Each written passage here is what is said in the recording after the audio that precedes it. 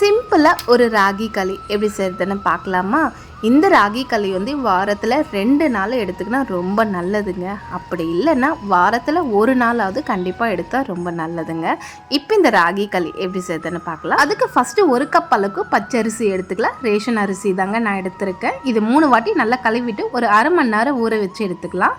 ஒரு அரை மணி நேரத்துக்கு அப்புறமா உல வச்சுக்கலாம். 4 டம்ளர் அளவுக்கு தண்ணி ஊற்றி நல்லா கொதிக்க வச்சுக்கலாம்.